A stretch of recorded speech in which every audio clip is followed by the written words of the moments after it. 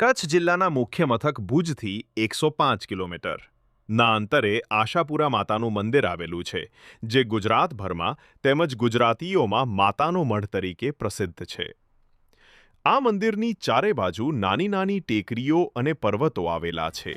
અહીં આશાપુરા માતાની 6 ફૂટ ઊંચી અને 6 ફૂટ પહોળી સ્વયંભૂ મૂર્તિ બિરાજમાન છે. માતાની મૂર્તિ મનુષ્યના શરીર કરતાં પણ ઊંચી છે, પરંતુ તે માત્ર ગોઠણ સુધી જ છે. એવું કહેવાય છે કે આજથી લગભગ 1,500 વર્ષ પહેલા દેવચંદ નામનો મારવાડનો કરાડ વૈશ્ય વાણિયો કચ્છમાં વેપાર માટે ફરતો હતો.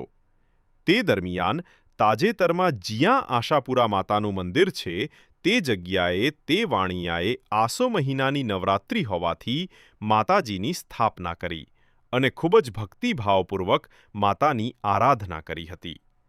તેની ભક્તિને જોઈને માતા ખુશ થયા અને તેને સ્વપ્નમાં દર્શન આપીને જણાવ્યું કે વત્સ, તે જે જગ્યાએ મારું સ્થાપન કર્યું છે તે જગ્યાએ મારું મંદિર બંધાવડાવજે, પરંતુ મંદિરના દરવાજા 6 મહિના સુધી ઉઘાડતો નહીં.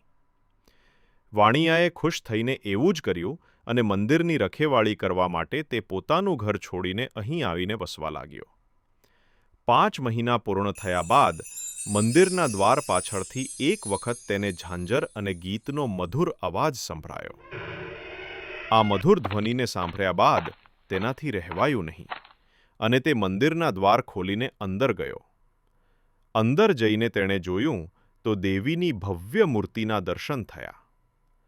પરંતુ તેને યાદ આવ્યું કે તેણે માતાજીએ આપેલા સમયના 1 મહિના પહેલા જ મંદિરના દ્વાર ખોલી દીધા છે, જેને કારણે માતાજીની અર્ધવિકસિત મૂર્તિનું નિર્માણ થયું હતું. પોતાના આ કૃત્ય બદલ તેણે માતાજીના ચરણોમાં પડીને માફી માંગી. માતાજીએ તેની ભક્તિ પર પ્રસન્ન થઈને તેને માફી આપી દીધી અને તેને વરદાન માંગવા કહ્યું. વરદાનમાં તેણે પુત્ર રત્નની માંગણી કરી.